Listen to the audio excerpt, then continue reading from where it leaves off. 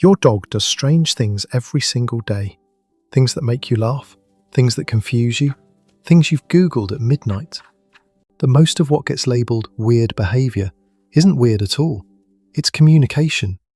Your dog is running a system thousands of years old, and most owners spend an entire lifetime never learning to read it. These are 15 things your dog does and what they're actually trying to tell you. Stay until the end, because number 1 is the behaviour most owners misread completely, and getting it wrong changes everything. 15. They spin before lying down. Every night, same ritual. 3 rotations, sometimes 4, then they drop. It looks pointless. It isn't. This behaviour is hardwired from thousands of years before your dog ever saw a dog bed. Their ancestors flattened grass, checked for threats, oriented themselves before becoming vulnerable in sleep. Your dog has never slept in a field, but the protocol runs anyway because some instructions are written too deep to delete.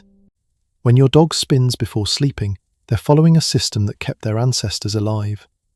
The fact that they run it in your home, beside you, means they've decided this is safe enough.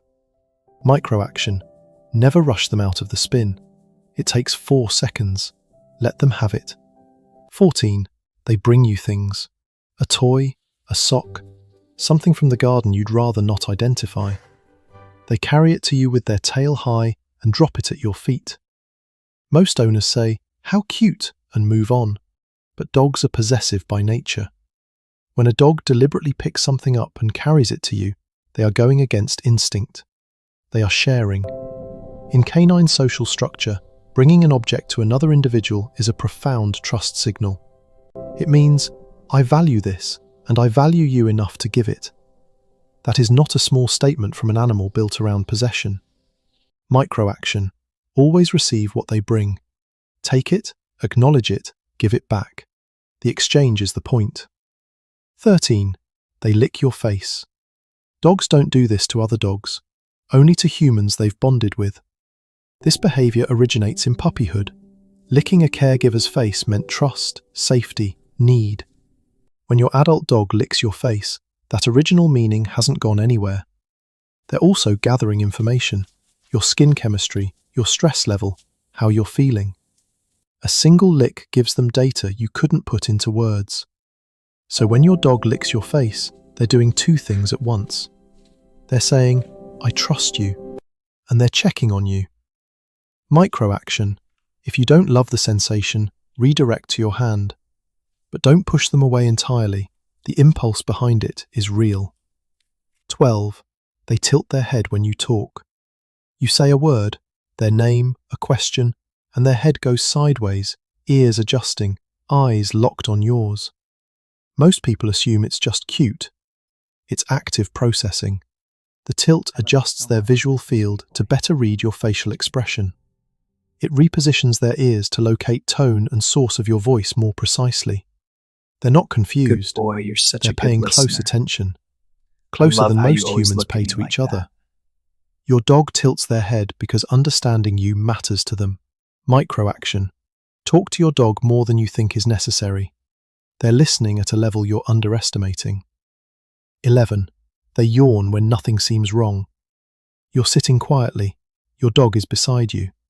Nothing is happening. Then a long, slow yawn. They're not bored. They're communicating. Yawning in dogs is a calming signal, part of a body language vocabulary most owners never learn exists. It can mean mild stress. It can mean, I'm trying to de-escalate. It can mean things need to slow down. Your dog is using a language they were born speaking, directed at you, hoping you'll understand. If your dog yawns during an interaction or something new, pay attention. They're telling you something about their internal state. Microaction.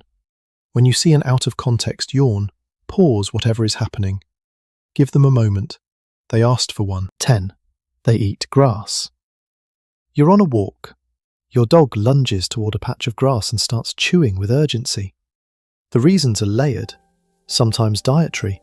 Grass provides fiber a protein diet doesn't cover. Sometimes digestive. The texture relieves stomach discomfort. But grass eating that increases suddenly is often a signal that something internal has shifted. Your dog cannot tell you their stomach hurts. They reach for the closest thing their instinct offers. If you're the kind of owner who genuinely wants to understand your dog, hit like and subscribe. That's how we reach more people who want to love their dogs the right way. Don't panic over occasional grass eating, but if it becomes frequent and urgent, treat it as information, not a quirk. 9. They kick after pooping. The business is done. Then the kicks, back legs scraping the ground, sending grass flying. This has nothing to do with covering anything up. The paws contain scent glands. Every kick deposits pheromones onto the ground, extending the message far beyond the waste itself. Your dog isn't just leaving a mark, they're broadcasting. The kick says, "I was here, I am present, I am not hiding it." The confidence of the kick, how vigorous, how extended, is itself part of the message to other dogs in the area. Micro-action. Don't rush them away mid-kick. They're finishing a sentence. 8. They run like something possessed for no reason. Perfectly calm. Then eruption. Sprinting in circles, back end tucked, eyes wild, covering maximum ground before collapsing like nothing happened. Dogs accumulate energy throughout the day. Emotional energy, physical energy, the residue of stimulation they couldn't act on. The zoomies are a pressure release, not misbehavior. Your dog's nervous system doing exactly what it's supposed to do. The triggers are consistent, after baths, after meals, before sleep. Your dog isn't losing their mind, they're recalibrating. Micro-action. When the zoomies start, clear the space and let them run. It ends in under 2 minutes. What follows is a dog who is genuinely settled. 7. They sleep on your clothes. You leave a shirt on the chair.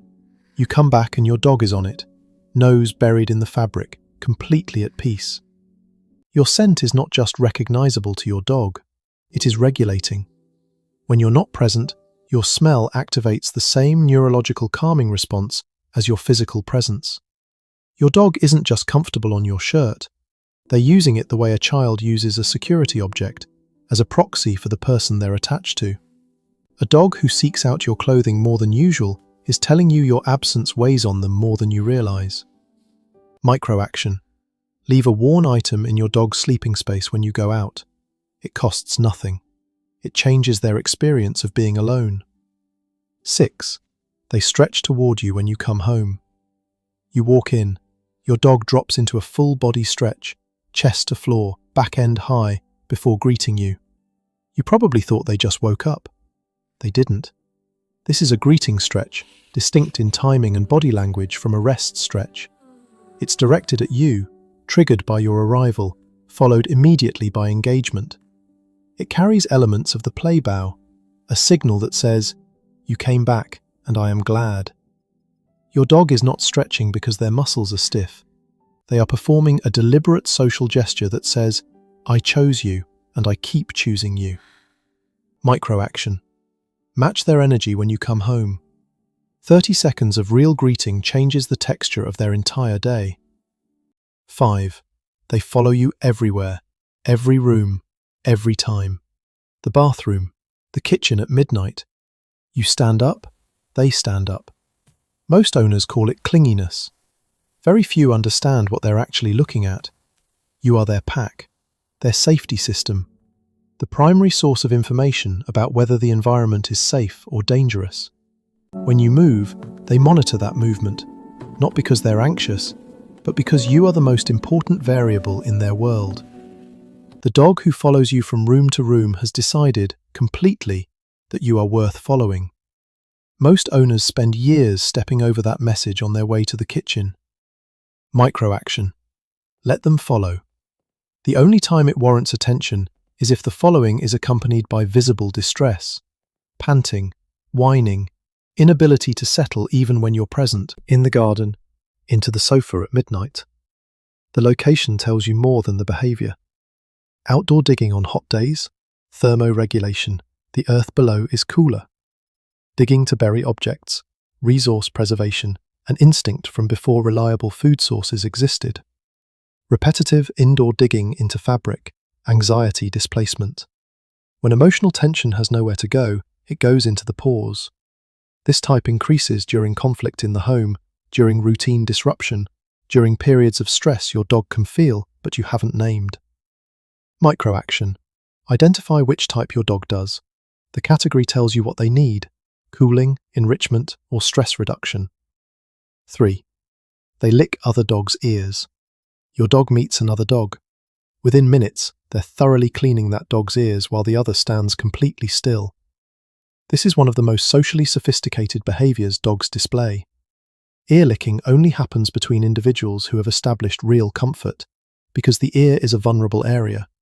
Allowing another dog access to it means, I have decided you are safe. The dog doing the licking is declaring trust, not just cleaning. They're also reading health information in real time. The chemistry of the ear canal changes with stress, infection, and hormonal shifts. Microaction. When you see this, don't interrupt it. You're watching two dogs establish something real. 2. They chase their tail. Occasional tail chasing in a young dog is curiosity. They're discovering that the moving thing attached to them is interesting, normal. But tail chasing that becomes repetitive, that happens in response to specific triggers, that the dog cannot disengage from, that is a different signal entirely. Repetitive tail chasing is a stereotypy, a behavior that emerges when an animal's needs are not being met. Insufficient exercise, insufficient mental stimulation, high baseline anxiety. The behavior releases tension short-term, which is why it gets repeated. But the repetition means the underlying need is chronic. Microaction. If it's occasional, normal. If it's daily and they can't stop when redirected, increase exercise and introduce mental enrichment. Track whether it changes within 2 weeks. 1. They watch you leave. You pick up your keys, put on your shoes. Your dog tracks every movement. By the time your hand touches the door, they're already at a specific point, the place they always go when you leave. And they stay there, watching the door, waiting. Most owners never see this part. They're already gone. What happens in the minutes and hours after you leave is the part of your dog's day you know the least about and affects them the most. For a dog whose entire sense of safety is organized around your presence, your departure is not neutral. It is the daily disappearance of the most important thing in their world. How they handle that disappearance depends almost entirely on what you built before you left, the quality of the bond, the predictability of your return, the environment you left them in. A dog who trusts completely that you will come back, who has enrichment, who has comfort, who has routine, that dog can hold the absence. A dog who isn't sure, who has learned that the routine is unpredictable, that the absence sometimes stretches, that the return brings tension, that dog watches the door from a different place entirely. You will never see your dog watch you leave, but they do it every time. And what's written on their face in that moment is everything you've built with them, reflected back. Microaction. Before you leave tomorrow, spend 5 minutes of real, undistracted presence with your dog. Not beside them while you're on your phone, with them. It won't fix the hours, but it tells them, you matter to me before I go.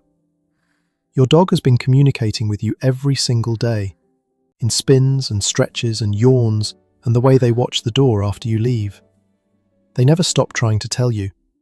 The only question was whether you were listening.